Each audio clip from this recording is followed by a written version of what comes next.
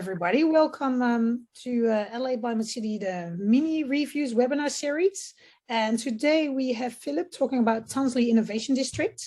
So my name is Yvette van Eenennaam. I'm the CEO of Adelaide BioMed City, the Health and Medical Innovation District here in Adelaide. And I'm pleased to be the chair of today's webinar. But before I further introduce the topic and the presenter, I would like to acknowledge the Ghana people, the original custodians of the land we meet on today, and I would like to pay my respect to the elders, both past, present and future. I also would like to welcome a South Australian, our national and our international attendees today. These weekly webinar series are organized for researchers, clinicians, students, entrepreneurs and industry players, all here in South Australia and across the globe, to get really better insight, deeper insight in what's happening here in Australia. So we will record all our webinars, all our sessions, and you can look them back on our website. They will cover all different areas of research, companies, capabilities in our state, ranging from healthcare data, registries, imaging, AI, cancer, heart health, genomics, nutrition, and many more. So please visit our website to watch those recordings. If you have any questions today to Philipp when presenting, please use the Q&A at the bottom of the page, and I can address those questions at the end of the presentation to Philipp. So today, Philipp Dautel, Director, Tonsley Innovation District. If you look at Tonsley Innovation District, it's one of the key innovation districts here in South Australia.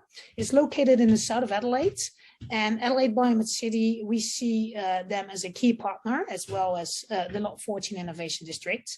It's really an important part to deliver on the transformation of healthcare, improve care, and bring new to the world service and products to Australia together. So Philipp is responsible for the delivery of the Tonsley Innovation Precinct, its vision, including the facilitating collaboration between the research institutes, the industry, really to promote innovation and commercialization opportunities in there. And he also leads business development and investment attractions. And before reallocating to Australia, Philipp worked for global technology and manufacturing companies based in Europe, where he developed and executed on marketing strategies. When he moved to Australia, his passion for technology and innovation was really expressed through his role as innovation facilitator, driving those innovation and business growth for SMEs. And later on, he really moved towards technology commercialization, assessing and developing those opportunities. So, Philipp, thank you for joining us here today. I'm very keen personally to hear more about the expertise, the companies, the capabilities residing within Tonsley, but also how that can bring value to the experts in the health and medical industry. So I hand over to you to tell us more about that. Lovely. Thanks so much, Yvette. And quick check that everybody can hear me. And that's good. So thanks so much for having me today. And I have to say, I'm very excited to be online and speaking to you all, because as Yvette said, really my passion lies sort of in this cross section, or this world between industry and academia, and whether it was in a tech transfer office in terms of commercializing IP, like the tech push, or with the CSRO and the facilitation role, which sort of that tech pull. I'm really passionate about bringing industry and academia together, and to really make a positive impact on society, where we bring those ideas and translate them through commercialization into real products and services. And I think that's also a main driver why I joined Tonsley in 6 years this year. Time flies, but that's almost a way of physically co-locating industry and academia to achieve those impacts and effects. And it's really important to have a meeting like this, because we should never see those innovation districts or precincts in isolation, which or they are doing their greater goods and benefits in isolation. But I think it's really time that we expand that scope and learning from each other, and really accelerating and driving those partnerships which lead to great outcomes in that sense. Apologies for those who have been to Tonsley many times before and know it inside out, but equally I'm aware that there might be some in this call that never been there and probably maybe even never heard of it.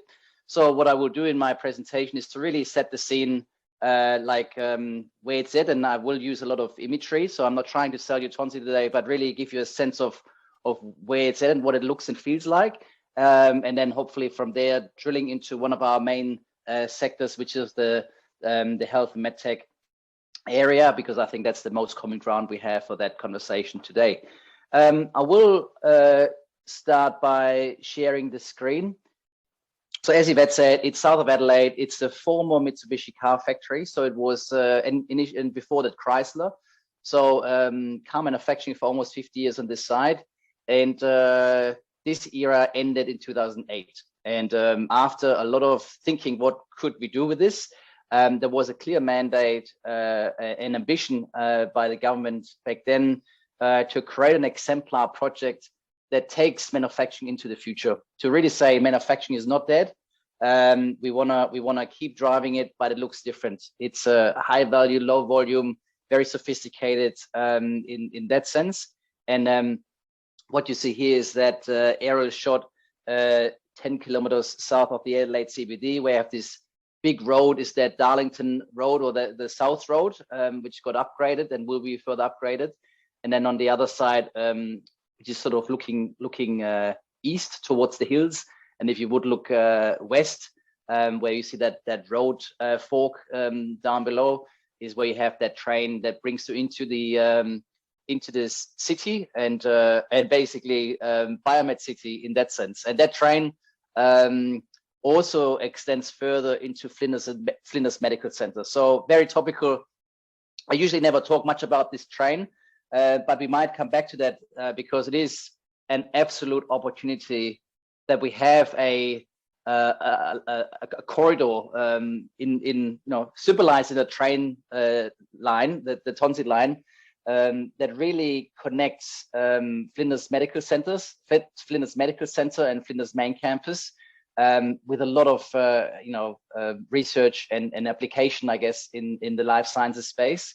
And then Tonsley sort of in between, or not literally in between, but on that route. And then further north, we have North Terrace and BioMed City. So why I'm speaking here today is no coincidence. It's we have a strategic advantage here with those different nodes where life sciences can be R&D or research, developed, proof of concept, commercialization, manufacturing, applied in a real sense, and then that fed back into that loop. So I think that's a huge opportunity we hopefully can talk about later as well in that Q&A. I play a little video because that also gives you a nice sense of where it's all at, and then just a 1-minute video and then some other visuals, and then we go from there.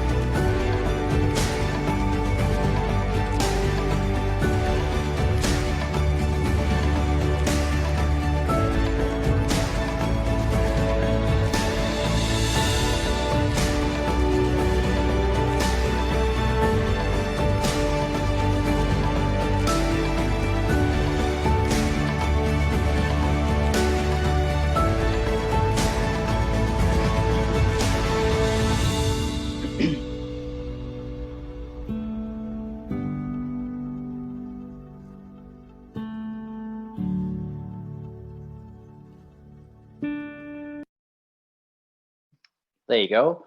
So yeah, Think Together, Thrive Together is our current campaign, which really kicked off during COVID and lockdown, because we realized what is the thing that makes people come back to those places. It's not the buildings, it's not the desk, it's not the laptop, it's the sense of community that people were looking for or were lacking to experience, and that indeed made it come back. So really important. Then I can expand that further a bit as well. And sorry if I look a bit dark, it's sun's going down and shining right through here, and the camera adjusts accordingly. So should have put the blinds down, but stay with me, at least you can hear me.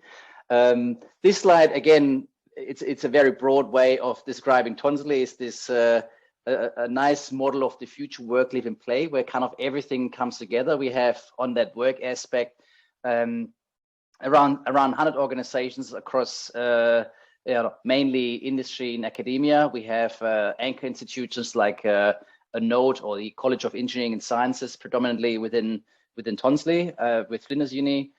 We have a large TAFE facility that would take you an hour to tour just that space. It's huge. A lot of the trades training, but again, many of those workshops are used by industry as well for R&D purposes. And then, from the global players like Zeiss or Tesla or Siemens to our local champions such as Microrex or RedArc, and all the way to Brauer, which is a kind of the nutraceutical kind of company there.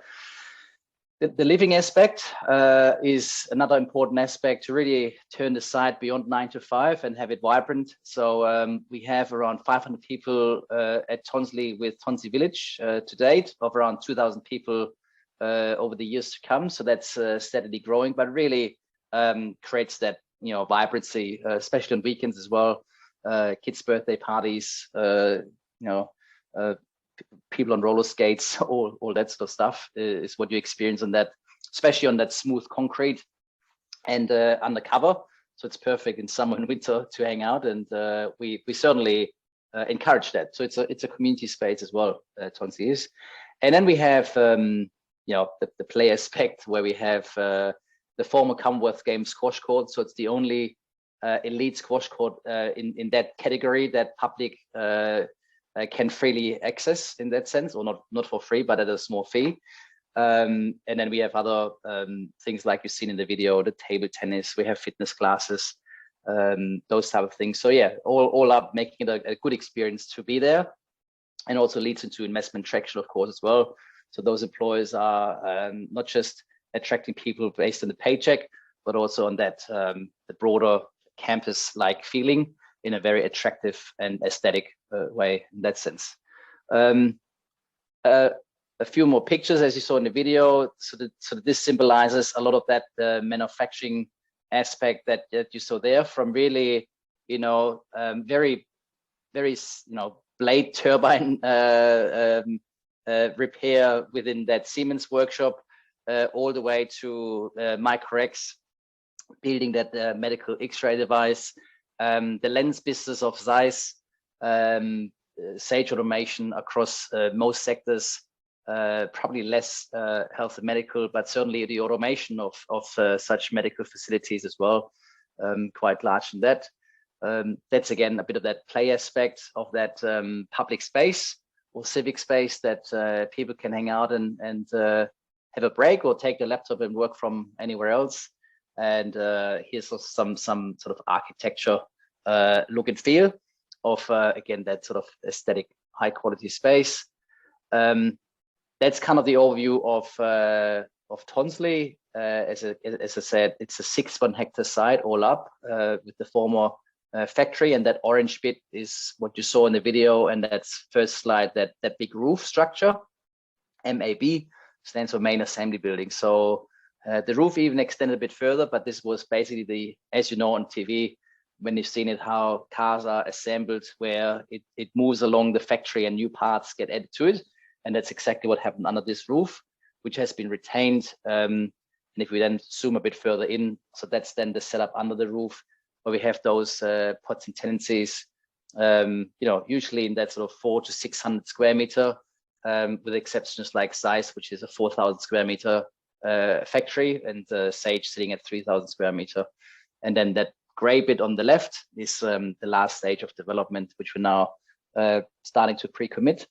And all up, we are 10 years old. So project kicked off in 2012, and it's now 2022. And we now have double the amount of people who go there for work than in the final years of Mitsubishi.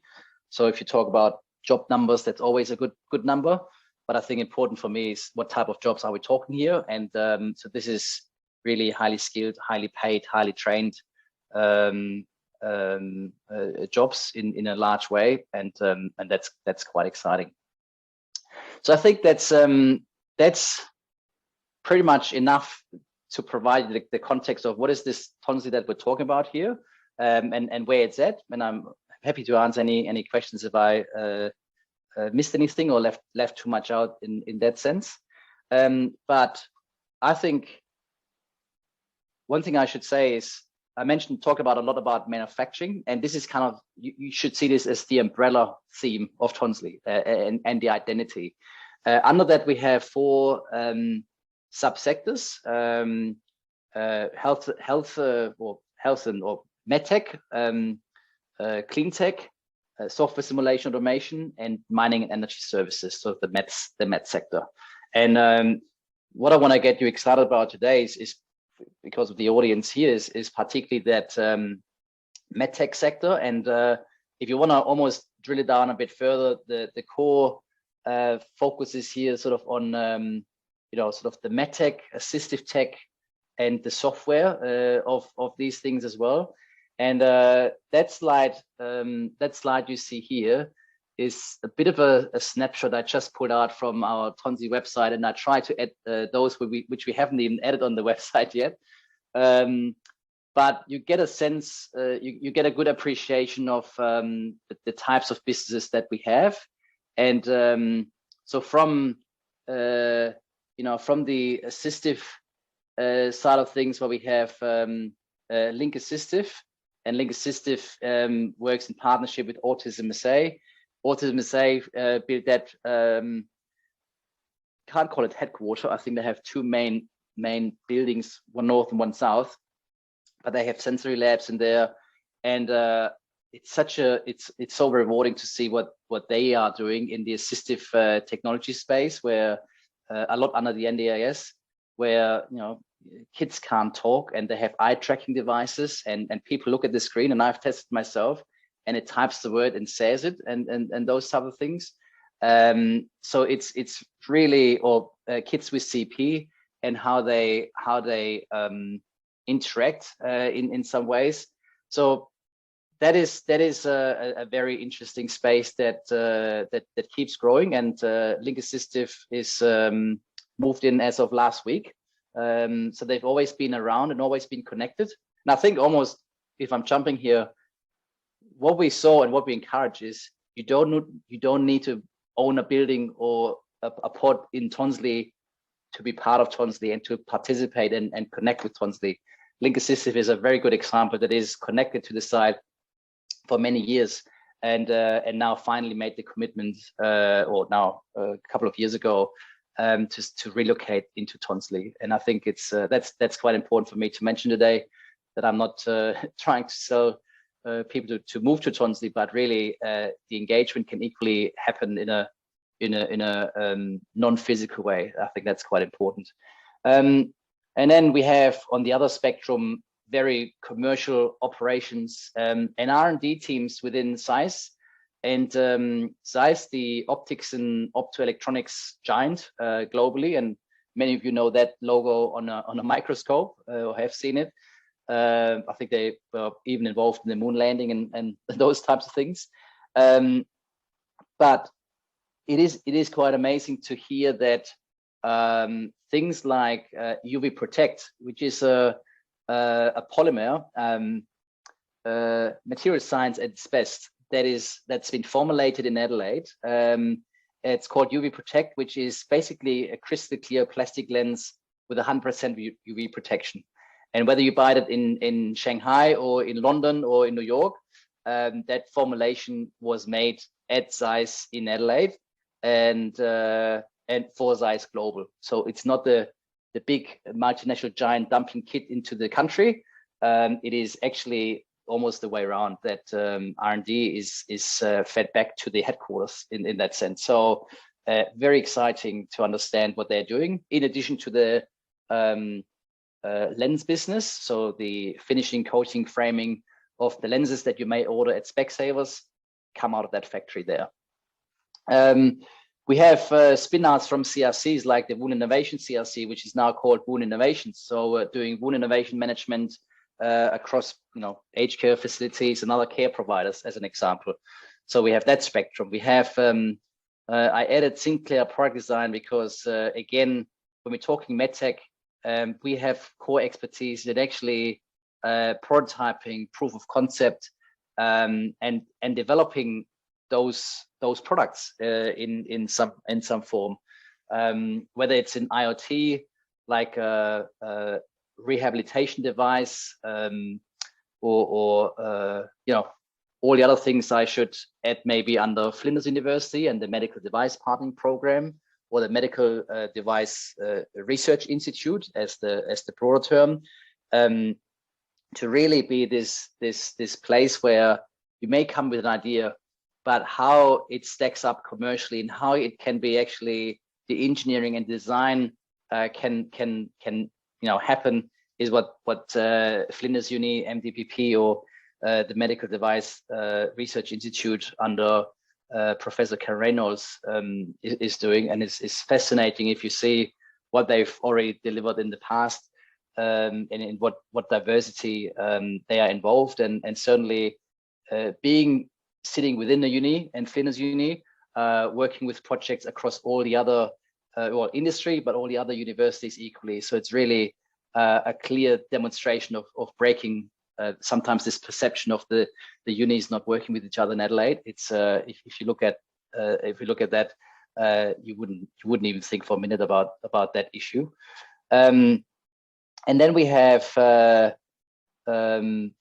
Micro-X is a very clear a rock star within Tonsley for many reasons. Firstly, it mainly employs a lot of former automotive and Holden workers, which is an interesting story, because that's often what's being asked is how many people who are back at a place that used to make cars and now they're making other things, and this is a really good example. But it also demonstrates quite strongly how a platform technology can be created in terms of this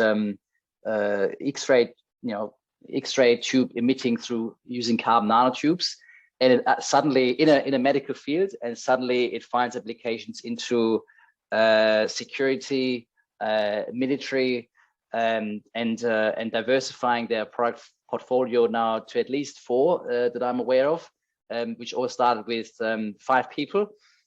I wouldn't be too far off if I say that currently there's about 60 or probably 70 at Micro-X. So they tripled in size physically, and probably will further grow. And that's just great to see that from ideation to proof of concept to commercialization, and then being successfully globally is what we're here for, and what really drives us. And I just had the Aged Care Center for Growth and Translational Research that just started within, led by Flinders Uni as well. It's a bigger consortium there, and the list goes on. I better stop here in the interest of time, because I see it's already time flies quickly. So I better pause here and maybe hand over to you, Yvette, again, to maybe start the bit of a conversation. And I stop share the screen. Yes, thank you, Philip. Thank you. I appreciate you taking care of time and taking that role. I have 2 questions coming in. just saw it on the chat, one of them. Let me have a look. So they're within Tonsley, they're established companies, they're startups, they're more R&D facilities. There's quite a mix of tenants in there. How do they really interact, and is that encouraged and facilitated to collaborate and interact with each other, or do you see a lot of silos? And how could you share a little bit more how you encourage and stimulate that? Yes, we do our bit, but equally we have the advantage of having matured that a lot of things happen organically by now. But the kickstart was certainly needed and is still important to invest in it. In other words, what I'm trying to say is the ongoing curation and facilitation of that community is key. And we do that in informal ways, from the classic networking, the town hall meetings, Tonsley Connections. Anyone who wants, it's back this week on Thursday evening. We have the corporate squash cup, sort of, we have the fitness lessons, and then from there we now have groups that form organically themselves, and then sometimes you just need to break that ice, and then the relationships are kicking in from there. But never assume that you're co-locating two businesses or organizations next to each other and they start talking the next day. It's not going to happen. So it's always hard to put a number to that and put resources in place to that. But it's absolutely critical that you sort of curate and facilitate that community in an active way. And which we have been doing, but we always want to do more. Sky's the limit. And there's quite interesting research around that, around strong and weak links. And they've done some research around Innovation District, and really thriving in Innovation District really combine that, strong links are the most logical ones that are in your sector, they're in your area, they're kind of obvious, and the weak links are more, the more unexpected, and where there's really thriving Innovation District, there's a good combination of strong and weak collaboration and linkage happening. That's really supported with some global research happening in that space. Another question, there's the Flinders University building you refer to. What kind of researchers and skills are in that building? Is that really connected to those 4 teams you have, or to the companies are there? What are the key capabilities and the researchers in there? Yes, well, I said earlier, broadly speaking, it's sort of the College of Engineering and Sciences, but if you go from top floor to sort of bottom, engineering means mechanical, civil, electrical. We have IT, mathematics, the Nano Center for Nanosciences, the MedTech side of things. We have the co-working space with New Venture Institute on the 2nd floor, which is that connection with industry and that accelerator incubator role that most unis have. ICC, I think, is the UniSA equivalent at BioMed City with the UniSA. That's kind of what it is. So less and kind of those areas that are highly relevant and linked to a high value manufacturing district. So in other words, plant scientists and microbiologists might be on the main campus, whereas then sort of more the engineering is happening there, if that answers the question. And I'm not part of Flinders, so I hope I said it more or less correctly. There's other parts in there as well, but yeah, that's the main areas. We will invite them the next time so give them opportunity to talk more about it. I have 2 more questions, if I may.